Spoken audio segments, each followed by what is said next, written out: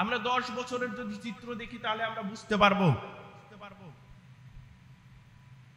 প্রত্যক্ষভাবে 300 কোটি মার্কিন ডলার ক্ষয়ক্ষতি হয় বাংলাদেশের একবার যখন পানি ছাড়ে ভারত,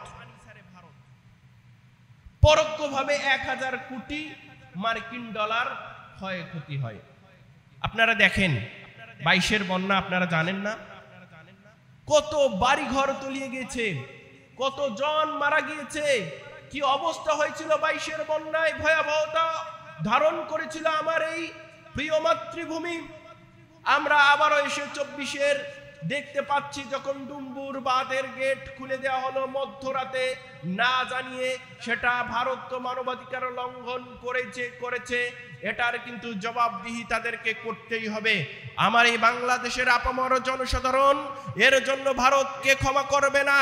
তারা শুধু বলে যে সংখ্যালঘুর উপরে বাংলাদেশের যারা আপামর জনসাধারণ রয়েছে, মুসলিম সংখ্যাগরিষ্ঠ রয়েছে, তারা তাদের উপরে জুলুম নির্যাতন চালায়, কিন্তু তা নয়। তারা যখন পানি ছেড়ে দেয় তারা হিসাব করে না কোন মন্দির ভেঙে গেল, কোন হিন্দু ভাই সেখানে তলিয়ে গেল, কোন হিন্দুর বাড়ি ঘরটা ভেসে গেল, এটা তারা চিন্তা করে না। তারা আসলে বাংলাদেশকে ভালোই বাসে না, তারা বাংলাদেশকে অস্থিতিশীল করার জন্য শুধু তারা সংখ্যালঘু সাম্প্রদায়িক দাঙ্গা এটা তারা লাগিয়ে দিতে চায়। এটা হচ্ছে ভারতের চক্রান্ত, তাছাড়া আর কিছুই নয়।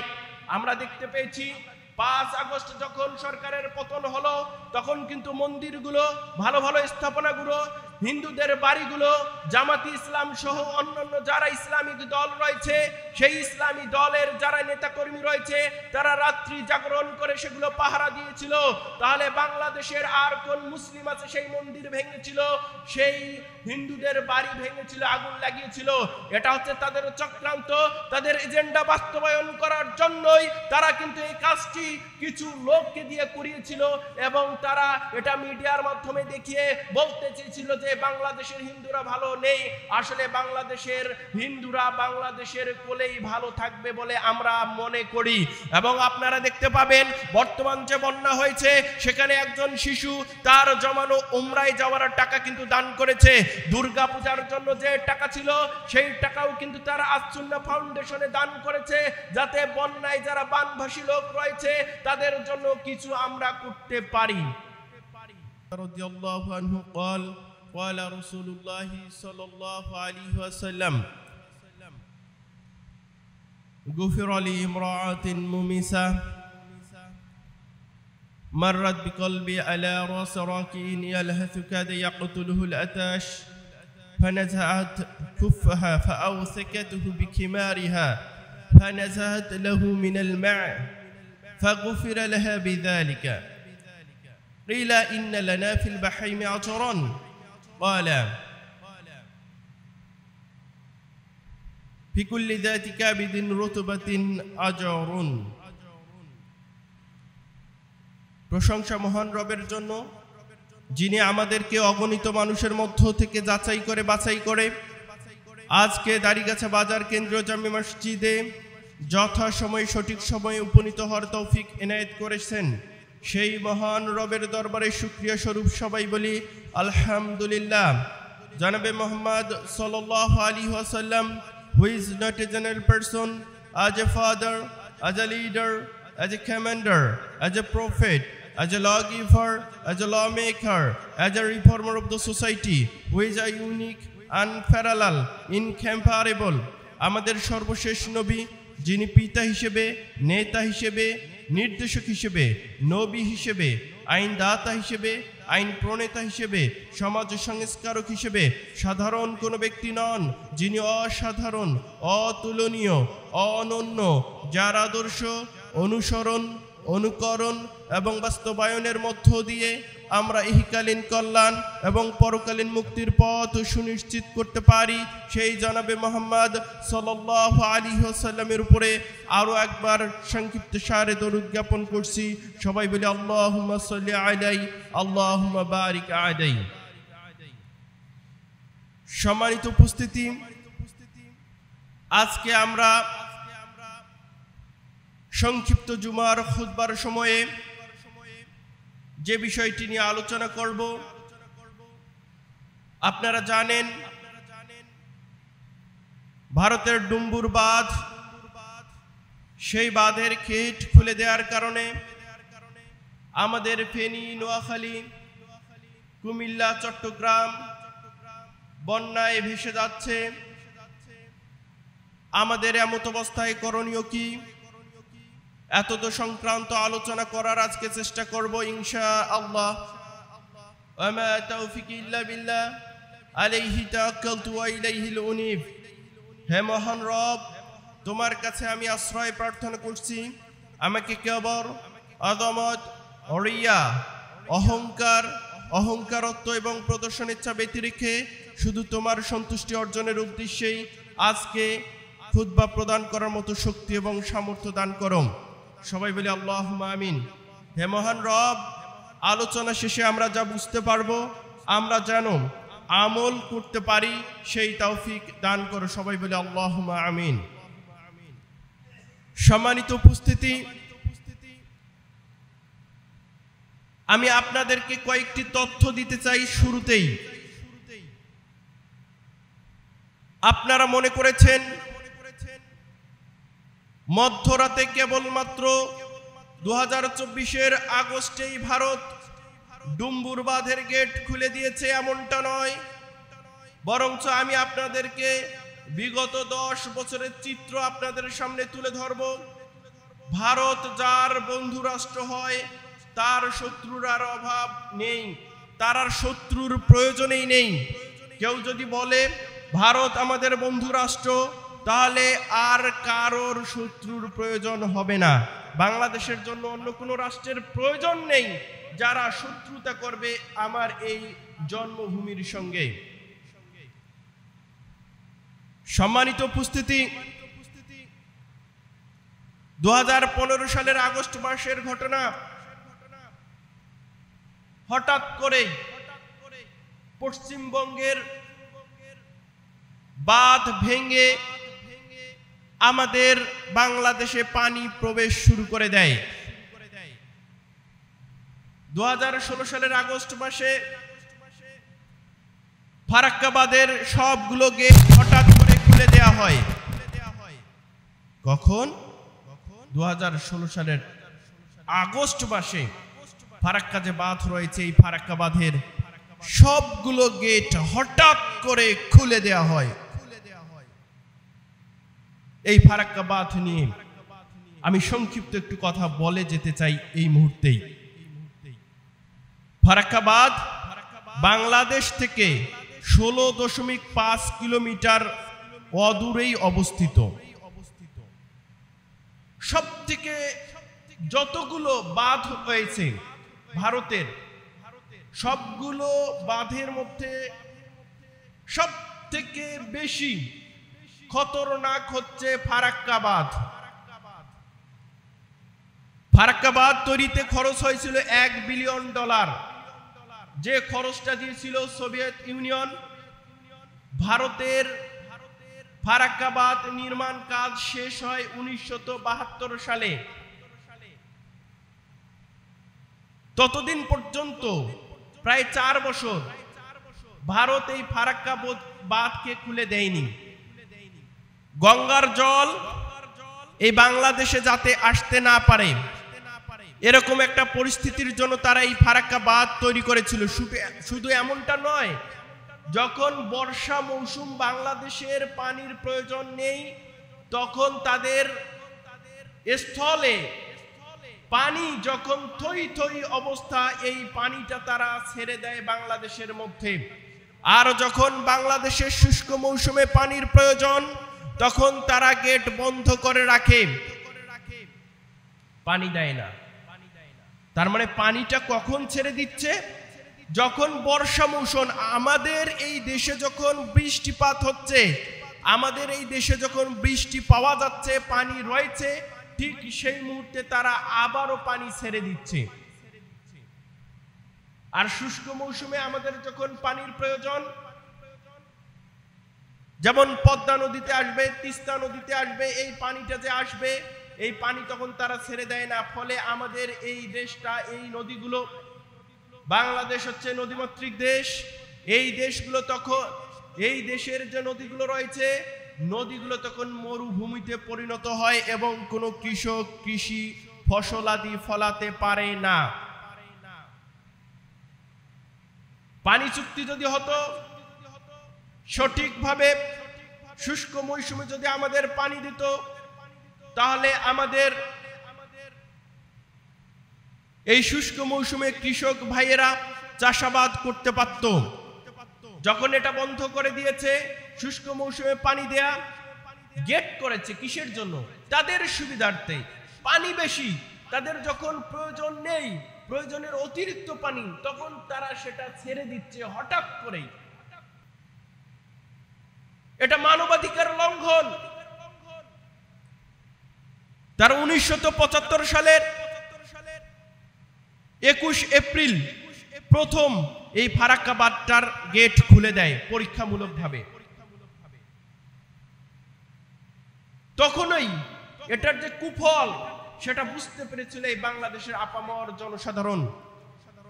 তখন আমাদের একজন নেতা ছিলেন মাওলানা আব্দুল হামিদ খান ভাসানী, যিনি 1976 সালের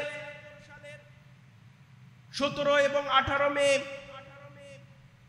ফারাক্কা বাঁধ লং মার্চের জন্য যাত্রা শুরু করেছিলেন পদ্মা নদীর তীরবর্তী রাজশাহী অঞ্চল থেকে।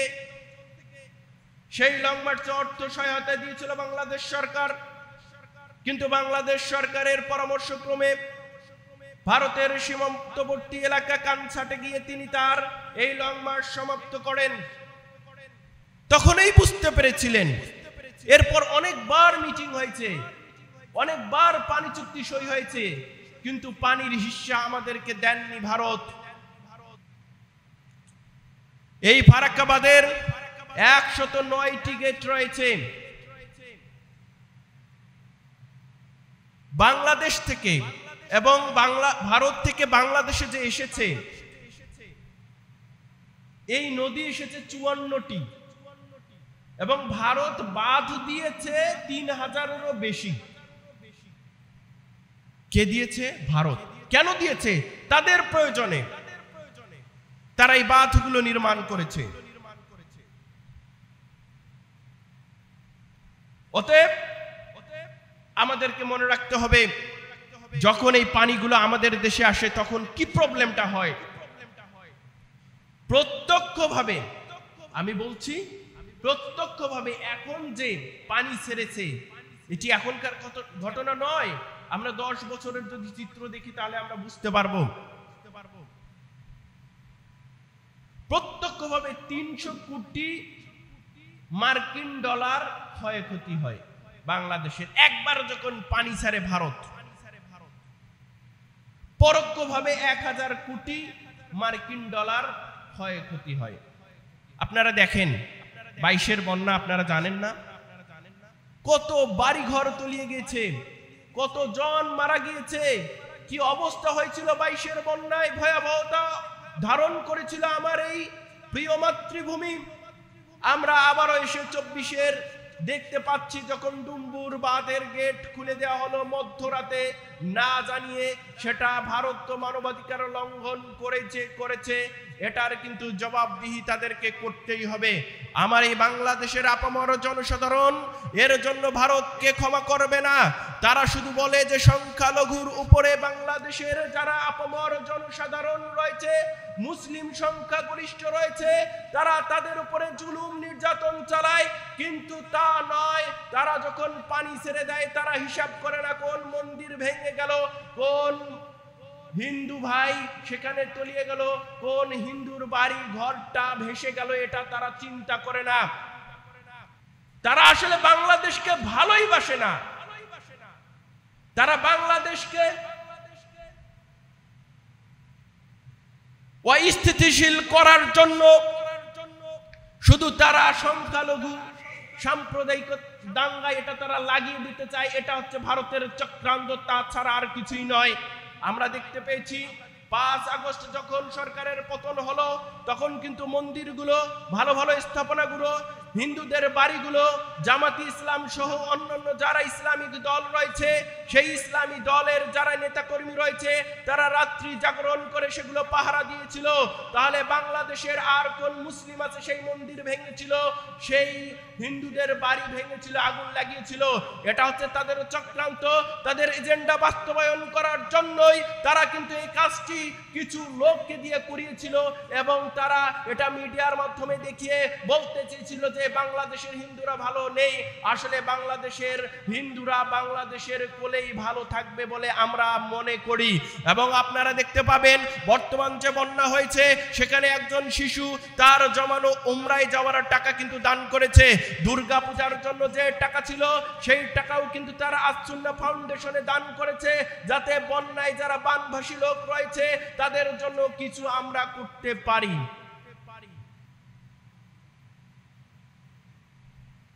সম্মানিত হাজিরিন, এই ফারাক্কাবাদ সম্পর্কে কিছু কথা আমি তথ্য তুলে ধরলাম। এটা কখন খুলে দেওয়া হয়েছিল? আগে অনেকবার খুলে দেওয়া হয়েছে, কিন্তু 2016 সালেরও আগস্ট মাসে হঠাৎ করে খুলে দেওয়া হয়। আবার 2017 সালের, আমি প্রত্যেকটা থেকে 24 পর্যন্ত আসবো। 2017 সালের জুলাই মাসে গজলডোবা বাঁধের 54টি গেট খুলে দেওয়া হয় হঠাৎ করে। 2018 সালের সেপ্টেম্বরে শুকনা লেকের বাঁধ হঠাৎ করে খুলে দেওয়া হয়। 2019 সালের সেপ্টেম্বরে ফারাক্কাবাদের গেটগুলো আবার খুলে দেওয়া হয়। 2020 সালের জুলাই মাসে তিস্তা ব্যারেজের যত গেট রয়েছে সবগুলো গেট খুলে রাখা হয়। 2021 সালের আগস্ট মাসে তিস্তা ব্যারেজের 44টি গেট খুলে দেওয়া হয়। 2022 সালের জুন মাসে তিস্তা ব্যারেজের আবারও 44টি গেট খুলে দেওয়া হয়। 2023 সালের অক্টোবর মাসে গজলডোবা বাঁধের গেটগুলো খুলে দেওয়া হয়। এই 2024 সালের আগস্ট মাসে আমরা দেখতে পাচ্ছি ডুম্বুর বাঁধের যে গেটগুলো রয়েছে সেই গেটগুলো খুলে দেওয়া হয়েছে। ফলে আমার বাংলাদেশ ভালো নেই। আমার বাংলাদেশের যে ফেনী জেলা, কুমিল্লা জেলা, নোয়াখালী জেলা, চট্টগ্রাম জেলা, এগুলো ভেসে যাচ্ছে, বাড়ি ঘর ভেসে যাচ্ছে। সম্মানিত উপস্থিতি, আমি এখানে একটি কথা বলে রাখতে চাই, শুধু এতটুকুই নয়, আপনারা যারা নদীতে যান, যারা সমুদ্রে চলাচল করবেন, তাদের কিন্তু একটা কাছাকাছি গেলে আপনারা কিন্তু সাঁতার কাটতে পারবেন। এখানে দেখেন, আপনি সহজেই পুকুরে সাঁতার কাটতে পারবেন, কারণ আপনি জানেন যে পানির নিচে কোনো কিছু থাকার সম্ভাবনা নেই। কিন্তু আপনার যখন বানভাসী মানুষ হবেন, যখন পানিতে আপনার বাড়ি ঘরগুলো তলিয়ে যাবে, আপনি যদি সেখানে সাঁতার কাটতে চান, সেখানে যদি হেঁটে আসতে চান, আপনার জন্য কখন যে খতরনাক অবস্থায় পড়তে হবে এটি আপনি কল্পনাও করতে পারবেন না। কেন? কারণ 2 তলা পর্যন্ত যেগুলো বিল্ডিং রয়েছে সেই বিল্ডিংগুলোতে পানি উঠে যাচ্ছে। শুধু তাই নয়, টিনের ঘরগুলো তলিয়ে যাচ্ছে, যেগুলো টিনের ছাপরা রয়েছে সেগুলো নিচে রয়ে গেছে, যেগুলো ল্যাট্রিন বাথরুম রয়েছে, যেগুলো টিউবওয়েল রয়েছে সবগুলো নিচে রয়েছে। তাহলে আপনি যে হেঁটে যাচ্ছেন কোনটা রাস্তা কোনটা কি আপনি কেমনে বুঝবেন? ছোট ছোট গাছ যেগুলো রয়েছে, ছোট ছোট বাঁশ যেগুলোতে গরু বেঁধে রাখা ছিল সেগুলো নিচেই এখন পর্যন্ত রয়েছে। তাহলে এই যে টিউবওয়েলের সঙ্গে আপনার লেগে, আপনার টিউবওয়েল যে রয়েছে তার উপরে ছাউনি রয়েছে, আপনার যে বাথরুম ল্যাট্রিন রয়েছে তার উপরে যে টিনের ছাউনি রয়েছে, এগুলোতে যে কোনো সময় আপনার পা লেগে কেটে যেতে পারে, আপনার মাথা কেটে যেতে পারে, আপনার শরীরে ক্ষত বিক্ষত হয়ে যেতে পারে। তাহলে তারা কত খতরনাক অবস্থায় আছে। আপনি একটা নদীতে যখন যাবেন, নদী এক পার থেকে অন্য পারে যাবেন, সেখানে নৌকার ব্যবস্থা রয়েছে, আপনি নৌকাতে যাবেন, কিন্তু আপনি তো হঠাৎ করে জানতে পারলেন না যে ফেনী, নোয়াখালী, কুমিল্লা, চট্টগ্রাম পানিতে ডুবে যাবে। সেখানে তো নৌকা এবং বোটের ব্যবস্থা করা নেই। তাহলে সেখানকার লোকেরা কিভাবে পারাপার হবে? একটা কথা জানিয়ে রাখতে চাই, আমি অনলাইনের মাধ্যমে যে তথ্যটি পেয়েছি, 9 মাসের গর্ভবতী এক বোন, তিনি বলতেছে যে ভাই আমার পেটে 9 মাসের সন্তান রয়েছে, আমাকে একটু উঁচুতে উঠান। সেই বোনটি কিন্তু মৃত্যুবরণ করেছে। আমরা দেখতে পেয়েছি মাদ্রাসার এক ছাত্র নিজে বাঁচার জন্য কারেন্টের যে খুঁটি রয়েছে সেগুলো জড়িয়ে ধরে আছে। তার বাবা তাকে যখন ধরতে গেছে, নিয়ে আসবে, তিনি স্রোতে চলে গেছেন, তাকে খুঁজে পাওয়া যাচ্ছে না। শুধু এমন নয়, অনেক শিশু সন্তান রয়েছে যেগুলো হারিয়ে যাচ্ছে, অনেকে মৃত্যুবরণ করতেছেন। বৃদ্ধরা কি যে অবস্থা সেখানকার আপনাদের বলে বোঝানো যাবে না। আপনারা যারা অনলাইন মিডিয়ার মধ্যে রয়েছেন তারা এটা সম্পর্কে জানতে পারবেন কি অবস্থা আমার এই বাংলাদেশের। তাহলে আমাদের করণীয় কি? এমত অবস্থায় তাদের জন্য আমরা কি করতে পারি? আমাদের উচিত তাদের জন্য কিছু না কিছু অনুদান তো দেয়াই। সম্মানিত উপস্থিতি, প্রত্যেকটা জীবিত যে প্রাণী রয়েছে তাদের জন্যই আমাদের কাজ করতে হবে গুরুত্ব সহকারে। বুখারীর 3321 নম্বর হাদিস, উক্ত হাদিসটি আপনার 1902 নম্বরে মিশকাতে পেয়ে যাবেন। আবু হুরায়রা রাদিয়াল্লাহু আনহু থেকে বর্ণিত, তিনি বলেন আল্লাহ রাসূল সাল্লাল্লাহু আলাইহি ওয়াসাল্লাম বলেছেন, গুফিরাতু লিইমরাআতিন মুমিসাহ, ওই পতিতা মহিলাকে ক্ষমা করে দেয়া হলো। কাকে ক্ষমা করে দেয়া হলো? একটা পতিতা মহিলা, যে প্রস্টিটিউট,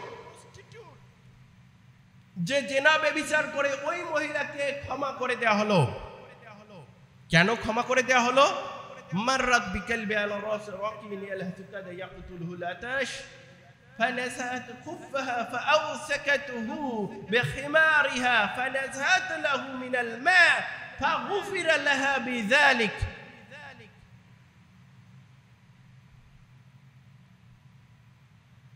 একজন মহিলাকে ক্ষমা করা দেওয়া হলো। ওই মহিলাকে, পতিতা মহিলা, উনি কি করছিলেন?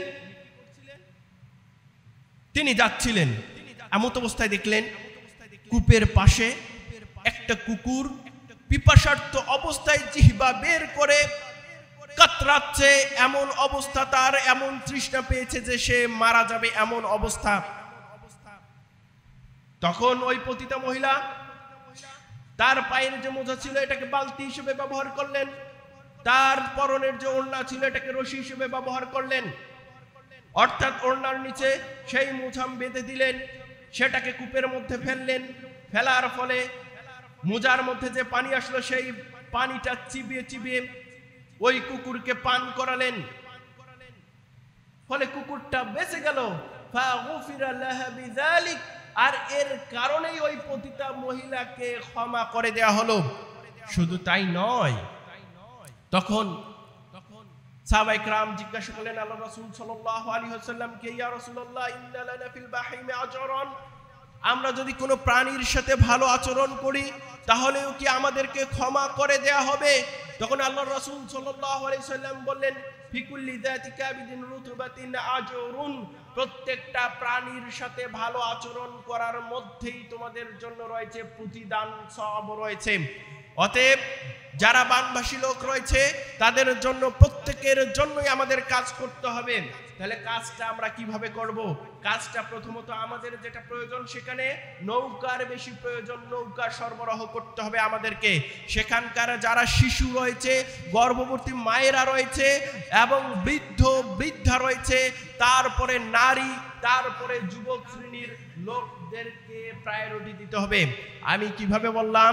প্রথমে শিশুদেরকে, গর্ভবতী নারীদেরকে, এরপরে যারা বৃদ্ধ বৃদ্ধা রয়েছে তাদেরকে, এরপরে যারা নারী রয়েছে তাদেরকে, এরপরে যারা ইয়াং রয়েছে, ইয়াং যুবক রয়েছে, এই যুবকদেরকে প্রায়োরিটি দিতে হবে। এভাবে তাদেরকে স্থলে নিয়ে আসতে হবে। যদি পারা যায় সকলকেই একসঙ্গে নিয়ে আসা তাহলে তো ভালো, যদি না পারা যায় তাহলে শিশুরা, গর্ভবতী মায়েরা এবং বৃদ্ধ বৃদ্ধারা সেই পানিতে বেশিক্ষণ সারভাইভ করতে পারবে না, টিকে থাকতে পারবে না, সেজন্যই তাদেরকে আগে স্থলে নিয়ে আসতে হবে। এরপরে যারা ইয়াং রয়েছে তারা তো বেশিক্ষণ সময় ধরে সেখানে সারভাইভ করতে পারবে, তারপরে তাদেরকে স্থলে নিয়ে আসতে হবে। এটি আমাদেরকে কাজ করতে হবে। শুকনো খাবারের ব্যবস্থা করতে হবে, সব থেকে প্রায়োরিটি দিতে হবে বোটের, নৌকার প্রায়োরিটি দিতে হবে।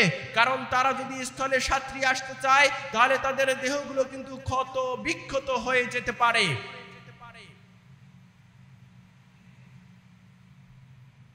এভাবে উদ্ধার কাজ আমাদের পরিচালনা করতে হবে। যদি আমরা বেশি সংখ্যক হেলিকপ্টার দিতে পারি তাহলে এটা আমাদের জন্য আরো ভালো। তবে এক্ষেত্রে যদি বলেন শুধু সরকারের পদক্ষেপেই যথেষ্ট হবে তা নয়, আমাদের সকলকেই এই ব্যাপারে পদক্ষেপ গ্রহণ করতে হবে। প্রত্যেকের জন্যই করণীয় রয়েছে এ ব্যাপারে। সম্মানিত উপস্থিতি, আবু মুসা আশআরী রাদিয়াল্লাহু আনহু থেকে বর্ণিত যে হাদিসটি বুখারীতে এসেছে 6022 নম্বরে, নাসাইতে এসেছে 2538 নম্বরে, এবং উক্ত হাদিসটি আপনারা মিশকাতে পেয়ে যাবেন 1895 নম্বরে। আবু মুসা আশআরী রাদিয়াল্লাহু আনহু তিনি বলেন, আল্লাহর রাসূল সাল্লাল্লাহু আলাইহি ওয়াসাল্লাম বলেছেন, আলা কুল্লি মুসলিমিন সাদাকাতুন, প্রত্যেকটা মুসলমানকেই দান সাদাকা করতে হবে। তখন সাহাবায়ে কেরাম বললেন, হে আল্লাহর রাসূল, ফাইন লাম ইয়াজিদ, এটি যদি তার পক্ষে সম্ভব না হয়, তখন আল্লাহর রাসূল সাল্লাল্লাহু আলাইহি ওয়াসাল্লাম বললেন, ফালিয়ামিল বিআদিহি ফায়ানফা নাফসুহু ওয়া ইয়াতাসাদদাকা, সে তার হাত দ্বারা কাজ করবে, তা দ্বারা সে নিজে খাবে, পরিবার পরিজনকে চালাবে, এরপর যা অবশিষ্ট থাকে তা দিয়ে সে দান সাদাকা করবে, এরপরও দান সাদাকা করতেই হবে তাকে। আবার আল্লাহ রাসূল সাল্লাল্লাহু আলাইহি সাল্লামকে বলা হলো, হে আল্লাহর রাসূল, আপনি তো বলেছেন প্রত্যেকটা মুসলমানকেই দান সাদাকা করতে হবে, এখন যার হাত দ্বারা কাজ করার শক্তি সামর্থ্য নেই তারা কি করবে? তখন আল্লাহ রাসূল সাল্লাল্লাহু আলাইহি ওয়াসাল্লাম বললেন, ইউইনু যাল হাজাতিল মালহুফ, সেজন্য নিপীড়িত অভাবগ্রস্ত লোকদেরকে সাহায্য সহযোগিতা করে। সেটা কিভাবে? দেখেন, যারা আশেপাশের লোক রয়েছেন, নোয়াখালী, ফেনী, কুমিল্লা, চট্টগ্রামের আশেপাশে যারা রয়েছেন, যাদের টাকা নেই, তারা অন্তত ভলান্টিয়ারের কাজ করতে পারেন। যেমন অনেকেই অনুদান দিচ্ছেন, বাংলাদেশের অনেক ইসলামী সংগঠন রয়েছে। বাংলাদেশ জামাতে ইসলামীর আমির ডাক্তার শফিকুর রহমান তিনি কিন্তু নিজে উপস্থিত থেকে পানিতে নেমে এই ত্রাণ তৎপরতার কাজগুলো চালাচ্ছেন, এবং অন্যান্য যারা রয়েছেন আসুন্নাহ ফাউন্ডেশন কাজ করতেছেন, আমাদের আব্দুর রাজ্জাক বিন ইউসুফ আদ-দাওয়া ইলাল্লাহ থেকে কাজ করতেছেন, আমাদের ডক্টর আসাদুল্লাহ আল গালিব হাফিজাহুল্লাহ সবাই কাজ করতেছেন, এবং অন্যান্য যারা মানবতার ফেরিওয়ালা রয়েছেন যারা কাজ করতেছেন। আপনাদের যাদের অর্থ রয়েছে, টাকা রয়েছে, প্রত্যেকেই তাদের কাছে টাকা পাঠাবেন। 10 টাকা হোক, 20 টাকা হোক, 50 টাকা হোক, 1000 টাকা হোক, আপনার যার যা সামর্থ্য রয়েছে আপনারা পাঠাবেন। কিন্তু আপনার যদি সামর্থ্য না থাকে তাহলে এক্ষেত্রে আপনি কি করবেন? হাদিসের স্পষ্ট ভাষা হচ্ছে, তাহলে আপনি ভলান্টিয়ারের কাজ করবেন, স্বেচ্ছাসেবকের কাজ করবেন। আপনি তাদেরকে যে সেখান থেকে সরিয়ে নেওয়া হচ্ছে, অর্থাৎ ত্রাণগুলো দেয়া হচ্ছে, সরিয়ে নেওয়া হচ্ছে, এগুলোর ক্ষেত্রে আপনি স্বেচ্ছাসেবকের কাজ করবেন, তাহলে এটি হবে আপনার পক্ষ থেকে দান সাদাকা। আপনি সেখানে যেতে পারেননি, আমরা কোথায় রয়েছি? বগুড়ায় রয়েছি, আমরা কাছাকাছি নেই, আমরা অনেকেই যেতে পারবো না, তাহলে আমাদের জন্য কি কাজ? রাসূল সাল্লাল্লাহু আলাইহি সাল্লামকে সাহাবায়ে কেরাম বললেন, হে আল্লাহর রাসূল, এটাও যদি তার পক্ষে সম্ভব না হয়, তখন আল্লাহ রাসূল সাল্লাল্লাহু আলাইহি সাল্লাম বললেন যে ফায়ুমিরু বিল খায়র, সেজন্য সৎ কাজের আদেশ দেয়। তখন আবার বলা হলো ফাইন লাম ইয়াফাল, এটাও যদি সে করতে না পারে, তখন আল্লাহ রাসূল সাল্লাল্লাহু আলাইহি সাল্লাম বললেন ফায়ুমসিক আনিশ শাররি, সেজন্য অসৎ কাজ থেকে নিষেধ করে। ভালো কাজ কি? এক্ষেত্রে অন্ততপক্ষে আপনি সালাত, যাকাত, সিয়াম, হজ সবকিছুর কথা বলবেন, কিন্তু বর্তমানে দান সাদাকার কথা বেশি করে বলবেন। যার অর্থবিত্ত রয়েছে তাদেরকে বলবেন যে টাকা তুই পাঠাই দে, তোর টাকা আছে তুই দে না ভাই, এই কথা আপনি বলবেন। এটি তো আপনি বলতে পারবেন, এটি হচ্ছে নেক কাজের জন্য, সৎ কাজের জন্য বর্তমানে আদেশ। আরেকজন হয়তো বা পাশ থেকে বলতেছে যে তাদের জন্য এত টাকা দিতে হবে কেন, তোমার এত টাকা দেওয়া লাগবে না, তুমি দিও না। ওই যে এই অসৎ কাজটা বললো, খারাপ কাজটা বললো, তখন আপনারা তাকে নিষেধ করেন যে না ভাই তুমি এই কথা বলো না, আমাদের বিপদ, এই বিপদ থেকে উত্তরণের জন্য সকলকেই ঐক্যবদ্ধভাবে কাজ করতে হবে। আপনাদের আমাদের বর্তমান এটি করণীয় রয়েছে। সম্মানিত উপস্থিতি, আমাদের যাদের অর্থবিত্ত রয়েছে, এই অর্থবিত্তগুলো আমাদের কিন্তু ক্ষতিগ্রস্তের কারণ হবে। অতএব আমাদের উচিত হবে যা অর্থবিত্ত রয়েছে এগুলো আল্লাহর পথে যখন সুযোগ আসে তখন আমাদেরকে দান সাদাকা করতে হবে, মানুষের কল্যাণে ব্যয় করতে হবে, রাষ্ট্রের কল্যাণে ব্যয় করতে হবে। আবু জার রাদিয়াল্লাহু আনহু থেকে বর্ণিত, যে হাদিসটি আপনার বুখারীতে 6638 নম্বরে পেয়ে যাবেন, উক্ত হাদিসটি তিরমিজিতে 617 নম্বরে পাবেন, এবং উক্ত হাদিসটি নাসাইতে 2440 নম্বরে পাবেন, মিশকাতে পেয়ে যাবেন 1868 নম্বরে। আবু জার রাদিয়াল্লাহু আনহু তিনি বলেন, আনতাহাইতু ইলান নবী সাল্লাল্লাহু আলাইহি ওয়াসাল্লাম ওয়া হুয়া জালিসুন ফি দিলিল কাবা, আমি রাসূল সাল্লাল্লাহু আলাইহি ওয়াসাল্লামের নিকটে আসলাম, তখন তিনি কাবার ছায়ার মধ্যে বিশ্রাম নিচ্ছিলেন। ফালাম্মা রানি ফাকালা, যখন তিনি আমাকে দেখলেন তখন তিনি বললেন, হুমুল আখসারুনা ওয়া রাব্বিল কাবা, অধিকাংশ লোকই ক্ষতিগ্রস্তের মধ্যে রয়েছে, এই কাবার রবের কসম, এই কাবার রবের কসম, অধিকাংশ লোকই ক্ষতিগ্রস্তের মধ্যে রয়েছে। তখন আল্লাহ রাসূল সাল্লাল্লাহু আলাইহি সাল্লামকে আবু জার রাদিয়াল্লাহু আনহু বললেন, ফাদাকা আবি ওয়া উম্মি মান হুম ইয়া রাসূলুল্লাহ, আমার পিতা এবং মাতা আপনার জন্য কোরবান হোক, তারা কারা যারা ক্ষতিগ্রস্তের মধ্যে রয়েছে। তখন আল্লাহ রাসূল সাল্লাল্লাহু আলাইহি ওয়াসাল্লাম বললেন, হুমুল আকসারুনা আমওয়ালান, যাদের বেশি বেশি অর্থ সম্পদ রয়েছে তারাই ক্ষতিগ্রস্তের মধ্যে রয়েছে। তখন আল্লাহ রাসূল সাল্লাল্লাহু আলাইহি ওয়াসাল্লাম বললেন, ইল্লা মান, তবে তারা ব্যতীত, হাকাযা ওয়া হাকাযা ওয়া হাকাযা মিন বাইনি ইয়াদাইহি ওয়া মিন খালফিহি আন ইয়ামিনিহি ওয়া আন শিমালিহি, কিন্তু তারা ব্যতীত যারা সামনে পিছনে ডানে বামে দান সাদাকা করে আল্লাহর পথে ব্যয় করে, এরা ব্যতীত। তার মানে আপনার অর্থবিত্ত রয়েছে, টাকা রয়েছে, সম্পদ রয়েছে, আপনি ক্ষতিগ্রস্তের মধ্যে রয়েছেন, কিন্তু তখন আপনি ক্ষতিগ্রস্তের মধ্যে থাকবেন না যদি আপনি সামনে পিছনে ডানে বামে আল্লাহর রাস্তায় ব্যয় করেন।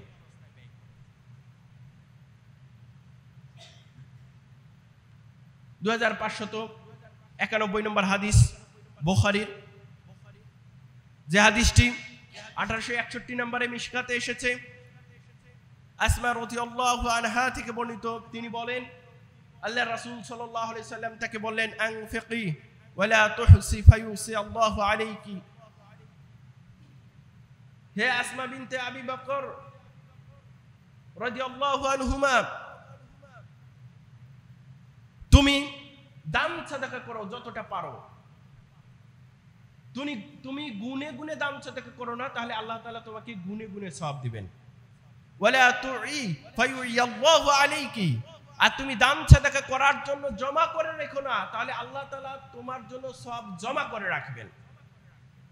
এর দেখি মাস্তাতাতি, তুমি তোমার সামর্থ্য অনুযায়ী দান সাদাকা করো, আল্লাহর পথে ব্যয় করো।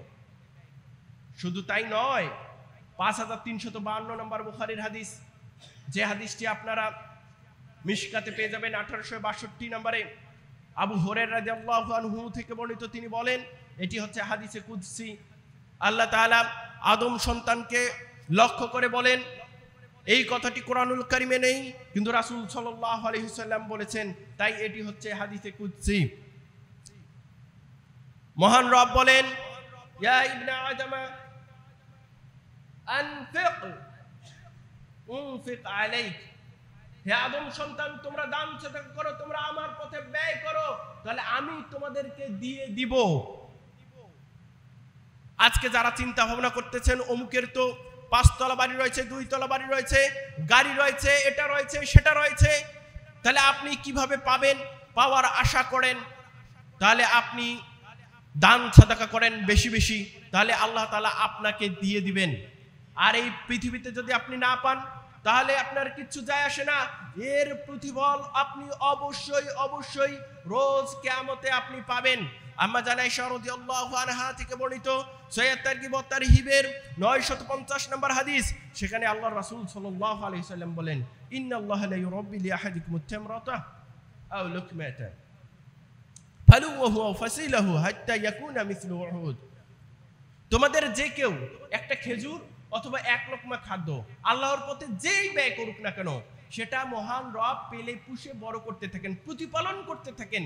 যেমনই ভাবে তোমাদের কেউ গরুর বাছুরকে, উটের বাচ্চাকে প্রতিপালন করতে থাকে, তেমনি ভাবে মহান রব এই একটা খেজুর অথবা এক লোকমা খাদ্যকে প্রতিপালন করতে থাকেন। কতক্ষণ পর্যন্ত?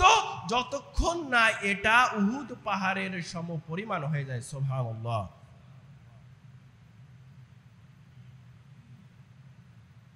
তার মানে আমাদেরকে এই দান সাদাকাটা করতে হবে। এখন সময় এসেছে।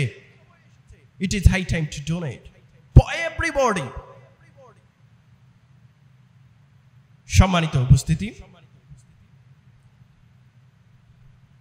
আদি ইবনে হাতিম রাদিয়াল্লাহু আনহু থেকে বর্ণিত একটি হাদিস, দীর্ঘ হাদিস, আমি শেষের দিকে একটু বলছি। যে হাদিসটা আপনারা বুখারীতে পাবেন 1413 নম্বরে, 1417 নম্বরে, 3595 নম্বরে, 6023 নম্বরে, 6539 নম্বরে, 6540 নম্বরে, 6563 নম্বরে, 7443 নম্বরে, 7512 নম্বরে। আদি ইবনে হাতিম রাদিয়াল্লাহু আনহু তিনি বলতেছেন, আল্লাহ রাসূল সাল্লাল্লাহু আলাইহি সাল্লাম বলেন, লা কিফান্না আহাদুকুম বাইনা ইয়াদাল্লাহি লাইসা বাইনাহু ওয়া বাইনাহু হিজাবুন ওয়া লা তারজুমানুন ইউতারজুমু লাহু। তোমাদের প্রত্যেকের মহান রবের সাথে সাক্ষাৎ হবে এক এক করে। তখন মহান রব এবং ওই বান্দার মধ্যে কোনো পর্দা থাকবে না এবং দোভাষী থাকবে না। আপনারা জানেন, suddenly a man who came from England or other country who can't able to understand Bengali, if you communicate with him, you need a translator. যে কোনো একজন লোক যে ইংল্যান্ড থেকে এসেছে অন্য অথবা অন্য যে কোনো জায়গা থেকে এসেছে, তার বাংলা বোঝার সক্ষমতা নেই। আপনি যদি তার সঙ্গে কমিউনিকেট করতে চান তাহলে আপনার একজন ট্রান্সলেটরের প্রয়োজন হবে অবশ্যই। কিন্তু সেদিন মহান রবের সঙ্গে প্রত্যেক বান্দার কথা হবে, কোনো দোভাষীর প্রয়োজন হবে না এবং কোনো পর্দাও থাকবে না। তখন মহান রব ওই বান্দাকে বলবেন, আলাম উতিকা মালান, আমি কি তোমাকে সম্পদ দান করিনি? ফায়াকুলান্না বালা। আরবিতে নাম এবং বালা দুটি শব্দ হ্যাঁ সূচক অর্থে ব্যবহৃত হয়, অ্যাফার্মেটিভ অর্থে। নাম শব্দটি ইয়েস অর্থে ব্যবহৃত হয়, হ্যাঁ। আর বালা শব্দটি ব্যবহৃত হয় without any hesitation, certainly, indeed, obviously, মানে কোনো সংশয় ছাড়াই, অবশ্যই অবশ্যই এটা। তার মানে ওই বান্দা উত্তর দিচ্ছেন মহান রবকে, হে মহান রব, অবশ্যই অবশ্যই তুমি আমাকে সম্পদ দান করেছিলে। তখন ওই বান্দাকে আবার মহান রব বলবেন যে, আলাম উরসিল ইলাইকা রাসূলান, আমি কি তোমার নিকটে রসুল প্রেরণ করিনি? তখন ওই বান্দা আবার উত্তর দিচ্ছেন যে, ফালা ইয়াকুলান্না বালা, হ্যাঁ অবশ্যই অবশ্যই আপনি আমার নিকটে রসুল প্রেরণ করেছিলেন। প্রশ্ন কয়টা? প্রথম প্রশ্ন হচ্ছে সম্পদ দান করিনি। দ্বিতীয় প্রশ্ন কি? দ্বিতীয় প্রশ্ন হচ্ছে যে আমি কি তোমার নিকটে রসুল প্রেরণ করিনি।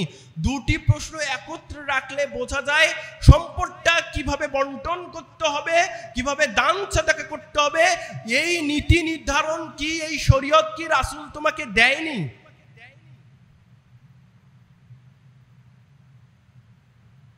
তখন ওই ব্যক্তি তার ডান দিকে তাকাবে,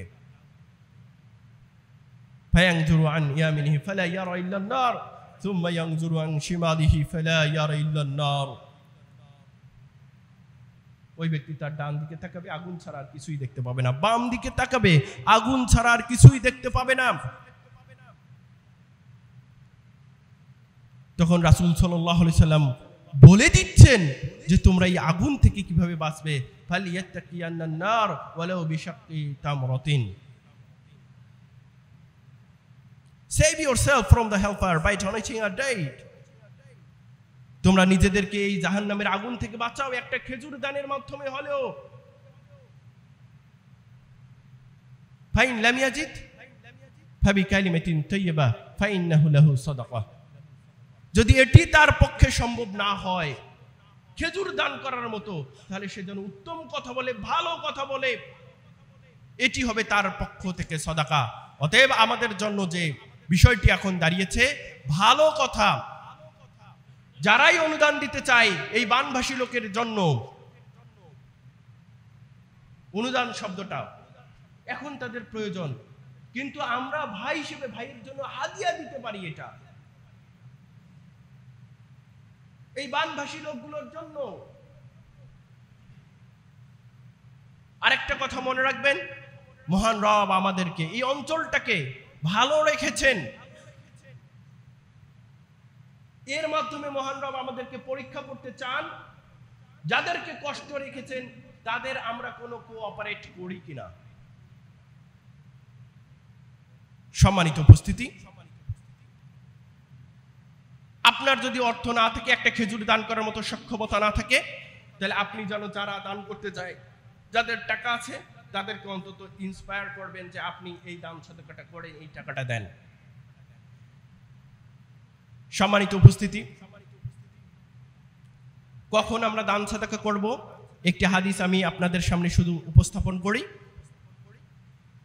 আমরা দান সাদাকা করব কোন অবস্থায়? 1867 নম্বর মিশকাতের হাদিস, 1419 নম্বর বুখারীতে রয়েছে, 3611 নম্বরে নাসাইতে রয়েছে। আবু হুরায়রা রাদিয়াল্লাহু আনহু থেকে বর্ণিত, তিনি বলেন, আন্না রাসূলান সা রাসূলুল্লাহ সাল্লাল্লাহু আলাইহি ওয়াসাল্লাম, একজন ব্যক্তি রাসূল সাল্লাল্লাহু আলাইহি ওয়াসাল্লামকে জিজ্ঞাসা করলেন যে, হে আল্লাহর রাসূল, আইয়ুস সাদাকাতি আযমু আজরান? ফাকালা নবী সাল্লাল্লাহু আলাইহি ওয়াসাল্লাম, আন তাসাদ্দাকা ওয়া আনতা শাহিহুন তাকশাল ফাকা ওয়া তা'মুলুল গিনা হাত্তা ইযা বালাগাতিল হুলকুমা কুলতা লিফুলানি কাযা ওয়া লিফুলানি কাযা ওয়া কাদ কানা লিফুলান। তিনি বললেন সংক্ষেপে, সময়ের স্বল্পতা রয়েছে, যে হে আল্লাহর রাসূল, কোন দান সাদাকা তাৎপর্যের দিক থেকে, ফজিলতের দিক থেকে সবথেকে বড়? তখন আল্লাহ রাসূল সাল্লাল্লাহু আলাইহি ওয়াসাল্লাম চারটা কথা বললেন যে তুমি যখন সুস্থ থাকো, সম্পদের প্রতি লোভ থেকে, দারিদ্র্যের ভয় করো, আর ধনী হওয়ার আশা রাখো, এই সময়কার দান সাদাকা হচ্ছে সবথেকে উত্তম দান সাদাকা, ফজিলতের দিক থেকে, সওয়াবের দিক থেকে, তাৎপর্যের দিক থেকে সবথেকে বড়। কখন? যখন তুমি সুস্থ থাকো, সম্পদের প্রতি লোভ থেকে, দারিদ্র্যের ভয় করো, ধনী হওয়ার আশা রাখো। এইটা সবাই যারা উপস্থিত হয়েছেন সবাই চান। অতএব সবাই এই বানভাসী লোকগুলোর জন্য দান সাদাকা করবেন মর্মে আমি বিশ্বাসী। আর রাসূল সাল্লাল্লাহু আলাইহি ওয়াসাল্লাম বললেন, হাত্তা ইযা বালাগাতিল হুলকুমা কুলতা লিফুলানি কাযা ওয়া লিফুলানি কাযা ওয়া কাদ কানা লিফুলান ওয়া কাদ কানা লিফুলান। আর তোমরা দান সাদাকা করার জন্য মৃত্যু পর্যন্ত অপেক্ষা করো না, কারণ তখন তোমরা বলবে এই সম্পদ অমুকের, এই সম্পদ অমুকের, আর ওই সম্পদ তখন অমুকের হয়েই গেছে অলরেডি। অতএব আমি আপনাদেরকে উদাত্ত আহ্বান জানাবো, যারা রয়েছেন, এটা একটা ফান্ড কালেকশনের আমরা চেষ্টা করেছি এই মসজিদ থেকে অথবা এই এলাকা থেকে। যারা পারেন এটা সম্পর্কে দান সাদাকা করবেন, সবাই চেষ্টা করবেন ইনশাআল্লাহ তাআলা। আল্লাহ তাআলা আমাদেরকে সেই তৌফিক দান করুক। সুবহানাকা আল্লাহুম্মা ওয়া বিহামদিক, আশহাদু আল্লা ইলাহা ইল্লা আনতা, আস্তাগফিরুকা ওয়া আতুবু ইলাইক।